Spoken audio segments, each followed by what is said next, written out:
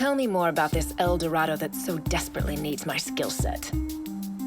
But of course. There's just one thing. Yeah? I've let myself get hungry. Huh?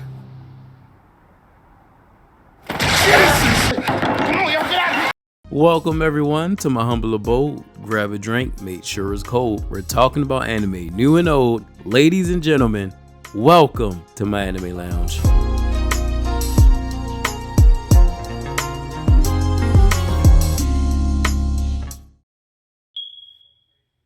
Y'all hear that? That was the star of today's video, ladies and gentlemen, the smoke detector himself, the Golden Knight, the strongest Makai blade, the Brolic figure, simply known as Sword. But first of all, welcome back, and if it's your first time, welcome. We are here to talk about the crazy action-packed world of Garo Vanishing Line. A world filled with horror and a lot of ass whooping, so let's get into it. But first, you could give that like button a whooping. Push the goddamn button! Push the goddamn button! If you're new and you find yourself enjoying the video, please hit that subscribe button, join the lounge, and enjoy talking anime with fellow watchers. Hit that bell for notifications so you know when the lounge is going to be open again. There's a seat for you. Join us, chill with us, laugh with us. Now let's get into it.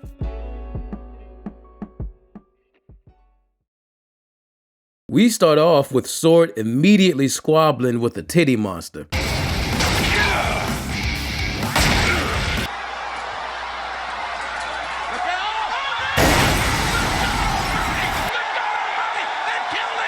Sword here is a very simple man. He whoops butt, eats steak, and offers constant praise and thanks to titties while speeding around town on a motorcycle with the talking skull on it. Meet Sophia, aka Sophie. She's a teenager living at a home searching for her brother that went missing, and the only clue she has are the words El Dorado, sending her on a wild goose chase in this world of monsters called horrors, unfortunately landing her in situations like this. I could just eat you up.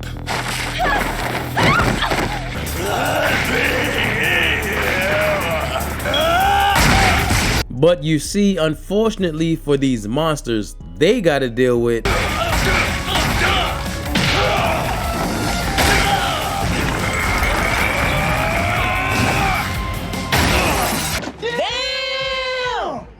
this man hit him with the brawly. He just eats and whoops ass. We learn that the horrors in this world are people trapped in darkness, consumed by those dark emotions, allowing themselves to become these monsters that patrol the nights, looking for other humans to eat. And Sword's job here is to beat the shit out of these monsters. Him and his partner Zaruba, the talking skull pendant on his motorcycle and ring. The whole first episode is him just beating the shit out of this monster, being a badass. He starts dragging his man through the streets with his sword. He hits one of the cleanest transformations in slow-mo, and when this form comes out, he really gets active. It's the last thing his opponent ends up seeing. And speaking of that, imagine the last thing you see, the man who just beat you down, posing in the flames caused by that beatdown. Disrespectful. Meet Luke, Sword's friend and partner. He tends to have to handle the cleanup after Sword squabbles with some horrors. He has to erase everyone's memories, a la Men in Black and the Mind Eraser pen, but instead of a pen, he makes it rain. Pull out your phone, let me see it. There's a little thing called privacy. Really? Got a problem, pal? I feel like Luke was intended to be the cool one of the group. He's the long distance shooter, the sniper. He likes to be more discreet, but if you got him and Sword on your tail, you're gonna have a bad time.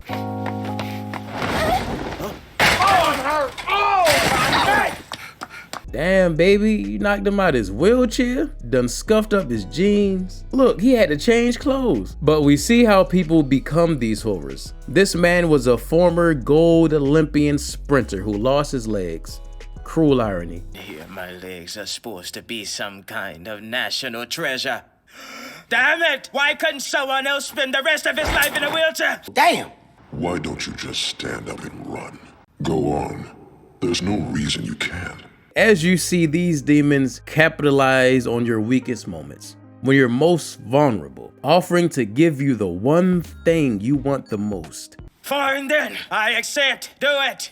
Put me back the way I was. Make it so I can run like hell. That day on, if I was going somewhere, I was running.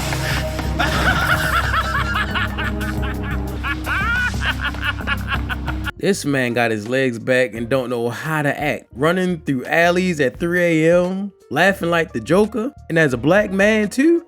Crazy work. And he was a gold medalist on a fast sprint, but now he got possessed by a human-eating demon chasing after people. That's like a zombie Usain Bolt.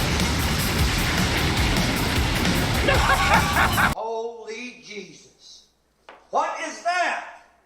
What the f is that? He done turned into a monstrosity, and now it's time for Luke to get active. Yeah! Light him up, Luke! Superhero zip line. Hold on, y'all. Hold on. Watch the reload. Watch the reload.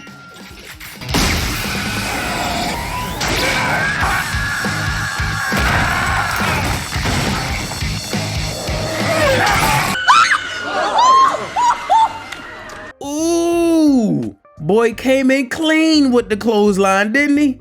The dynamic duo.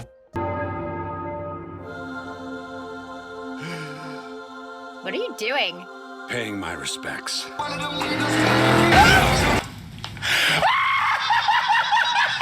Meet Gina. She's the Catwoman of the crew and ends up becoming my second favorite character of the show behind Sword. She dives head first into the dangerous underbelly of this corrupted city, and it gets really hectic in these streets. Jesus!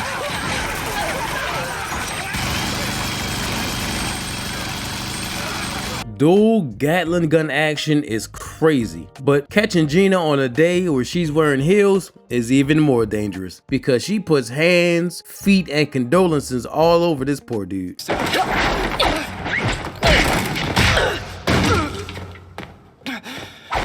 Oh my God! You're a victim. Yeah, you should have just let her go. You got it, baby. Somebody get him off me! You do that, fella, was unnecessary. She is a walking weapon from head to toe. And with this, the group is complete. Sophie goes looking for Sword because she knows he is also looking for El Dorado, but he's trying to keep her away because obviously there's monsters out here. This shit can turn into a horror anime at the drop of a dime. They really be sneaking some trauma in here before they throw down with the action. You turned me into this thing!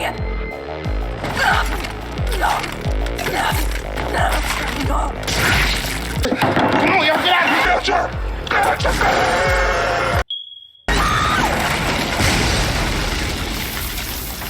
Help me! The smoke detector! I learned too that fights that involve Sword don't really last that long. He wastes no time in putting these demons down, and I mess with that. But 7 episodes in is where things really get good, because up to this point, they just been fighting random transformed demons. No big bad or overarching villain, but we do now. And let me tell you, the man is a menace. We also get a little insight on El Dorado, the city of gold, a legend. If I go to El Dorado, I could live a better life. But first, meet Sister. She runs the orphanage that Sophia lives in. And I wasn't putting 2 and 2 together at the time. An orphanage in a dark show about monsters, something's bound to go wrong. But I was too distracted by the action to think anything would happen. But then this man shows up at the orphanage door, and just a reminder of who he is. Jesus! And there are dead bodies appearing up all over the city. Shit is about to go down. Sister believes the guy was offering to take all the kids camping. Yeah, this was about to become Promised Neverland very quickly. But as soon as he mentioned El Dorado, Sophie peeped it and knew something was up. Now where do you think you're going?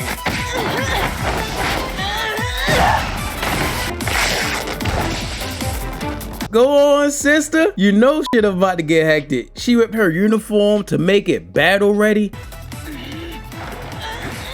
There you go. Fuck him up. Fuck him up. Yeah, she was doing him dirty. He had to transform. But then the menace arrives and he saves Sophie. I thought it was a swerve, make him look all evil and mean, but he's secretly a good guy. I thought that he was part of the team. I really did. He had a design, but like I said earlier, we didn't have a big bad before, but we do now.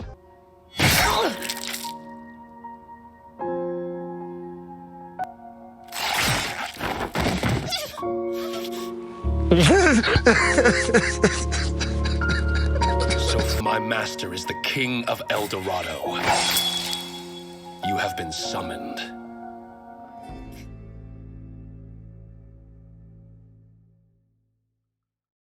But wait, did y'all hear something?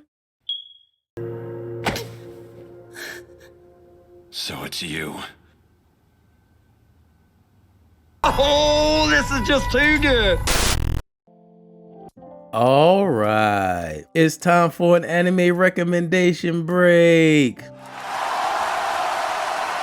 It's a spot in the video where I throw out a random show I've seen that I recommend people to check out if it sounds appealing to them. And so this anime recommendation break is brought to you by The Reflection. Did you know that Stan Lee made an anime? Yes, that Stan Lee of Marvel. The GOAT himself made an actual anime. But what we have, folks, is The Reflection. People all over this world are discovering that they obtained superpowers. One of the most hectic premises. Of course, you have those who become heroes and those who choose to become villains. How or why this happened, you gotta watch and find out. I just thought it was amazing to see that Stan Lee actually had an anime. And the art style is like a moving comic.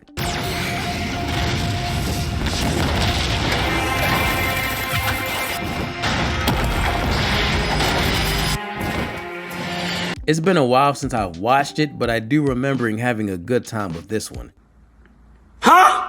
Remembering having a good time with this one.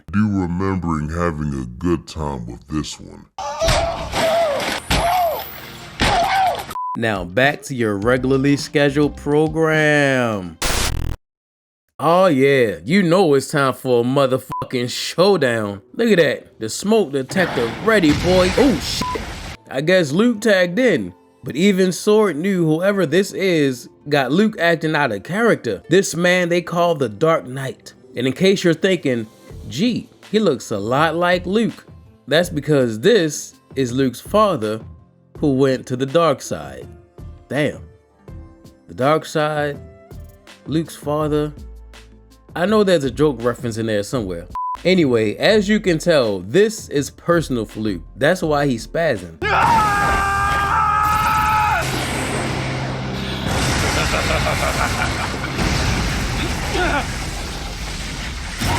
Now there's gonna tell me how much I have to fuck around to find out what I need to find out. See, as you can see, the more you fuck around, the more you're gonna find out. Yeah, so the mistake that Luke made was not knowing how much of a demon this man really was. He is only obsessed with power and powerful opponents. And right now, Luke is not that.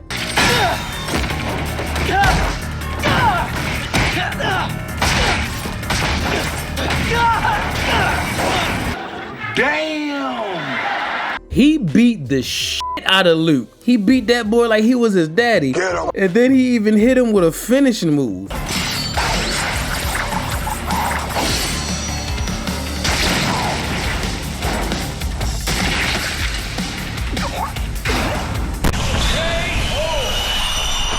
Then he had the audacity to kick this man off his blade like he was just a piece of trash. Disrespectful. But now that that's out of the way, respectfully, it's time for the showdown. This is why I call this man the smoke detector. Look at how he's walking down ready for the fade, taking a jacket off. Like, forget the anime stuff. This looked like he about to have a real fight. And spoiler alert, this turns out to be the best fight in the whole show because they tear this bitch down. There you go. They got straight to the boxing.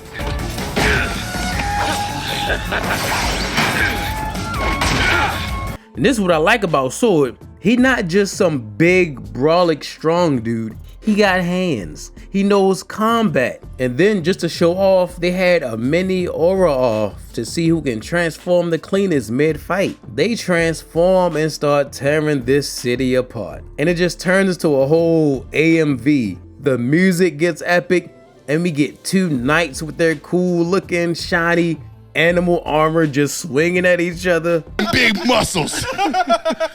Bumping meat. Big meaty man slapping meat.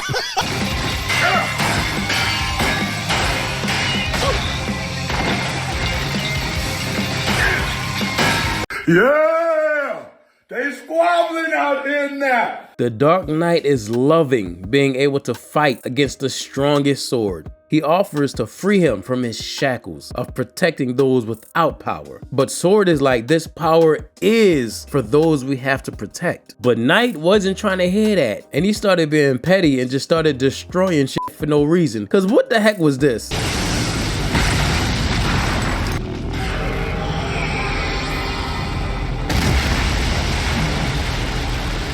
But where Knight messed up was trying to mock Sword's source of strength. His motives, if you will, to the point where Sword literally just wanted to throw hands. No swords, just straight knuckles, raw. And they really get to boxing. They start pulling out UFC submissions. They start crashing through more buildings, and the people just sitting around looking like, wow. So they just gonna destroy everything, huh? With big chests and big muscles. Bumping meat. Now they on the roof having a whole wrestling match, but Sword decided to hit this man with his own finish.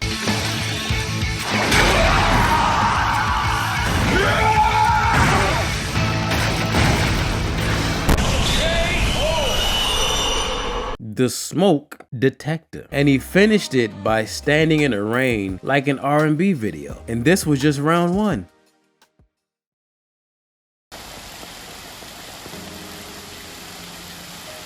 Damn, Luke.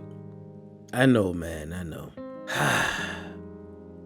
But it ain't enough rain in the world to make you forget about that ass whooping.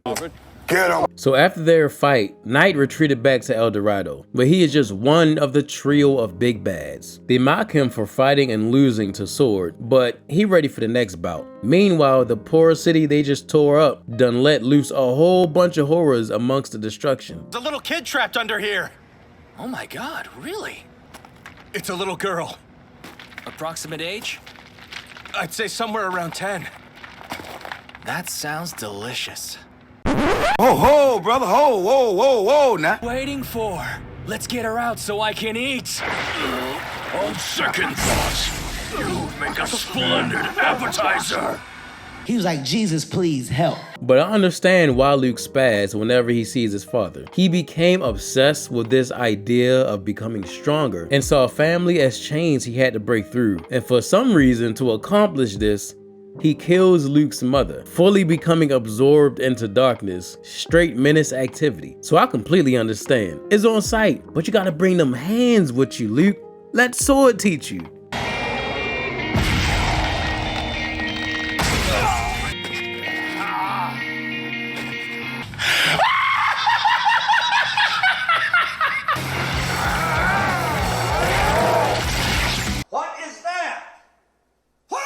Now I'm ready to see Gina get a little active. She had to complete a ritual trial to gain more information on El Dorado. While Sword is a Makai knight, she is a Makai alchemist. Needless to say, she uses a bit of alchemy and artillery to get her job done. She mad creative. My hatred for you all this time. I've lived my life for one single purpose.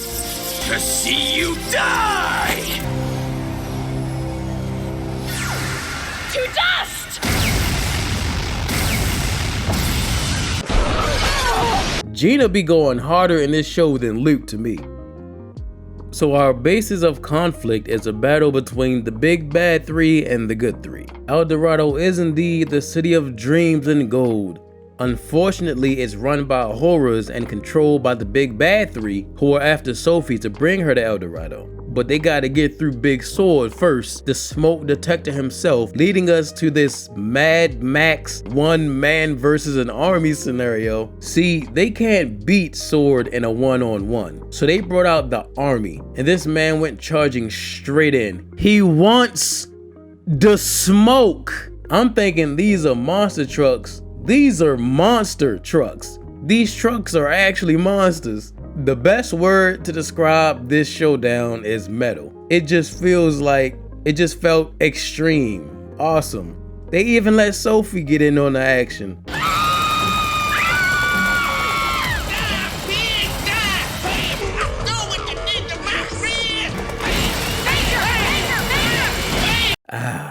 That reminded me of the good old days of firing that gun on the back of the Warhog in Halo 3.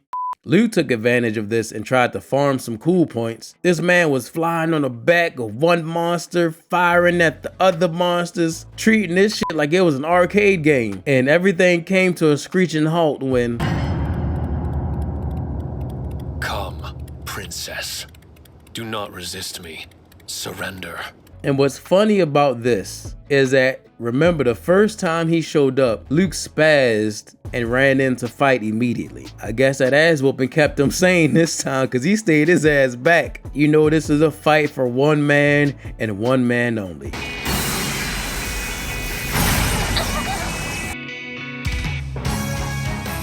Oh yeah, they blue balled the mess out of us with this one. The transformation was longer than the fight. He was only supposed to be there to grab Sophie, but he can't do that with Sword there, so he just dips. I was hurt. This part really isn't important, but the shit made me laugh when I was watching the show, and I made a note of it, so I gotta mention it. Hey, have mercy on me, I beg you. It's only fair I get some use out of you, don't you think?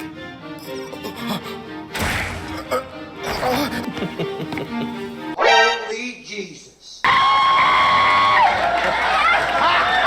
You did not have to embarrass that man like that in front of the enemy. Disrespectful. No wonder his ass was moving like a hoverboard.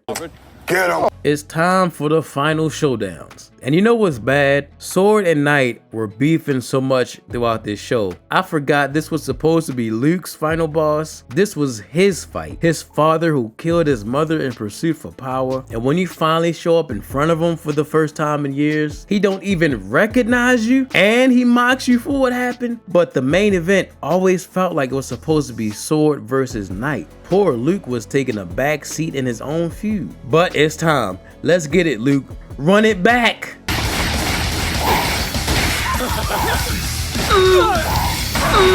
Alright, see, you already fucking up. He done kicked you in your chin.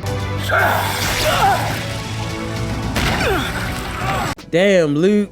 He ain't even in his final form, Luke. Alright, Luke getting fucked up. Let's see how Gina doing.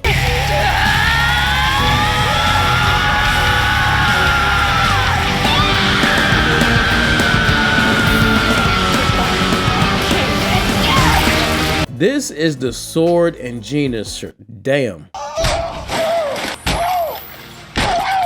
This is the Sword and Gina show. Bro, they should have been like Bonnie and Clyde. Meanwhile, during all of this, Sword was fighting the supposed king of El Dorado, the king of all the horrors. And in case you're wondering how that fight went, This world and I are one and the same. You cannot vanquish me.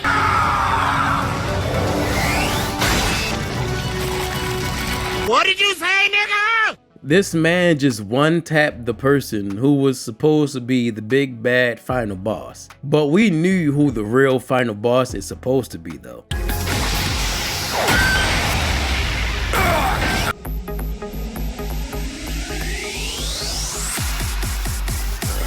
Yo, why he looks so irritated at this dude? Like, I know why, but he looks so done with this guy. Like, I know damn well I didn't just go through all of that just to have to fight you again. I know he tired of this shit. Sword tells Knight, with your strength, we could have erased all of these horrors from the source. And once again, Knight is just like, with your power, you could have became the strongest, etching your name in history, becoming a legend. And they were either really rushing through this or they just made Sword too damn strong, because they boxed for a little bit and then Sword just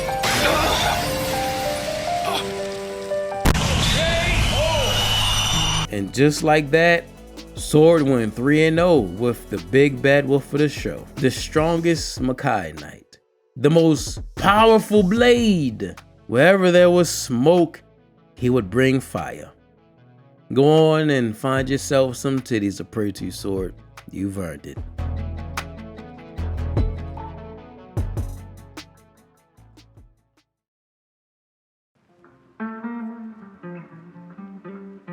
I don't know, Luke. You're trying to overfarm it. It might be a little too late. Wait a minute, hold on, Luke. Hold on, Luke. I see you. Luke, the smoke detector. He said, fuck them guns. I'm throwing hands. Okay. It's still a little too late, but I see you.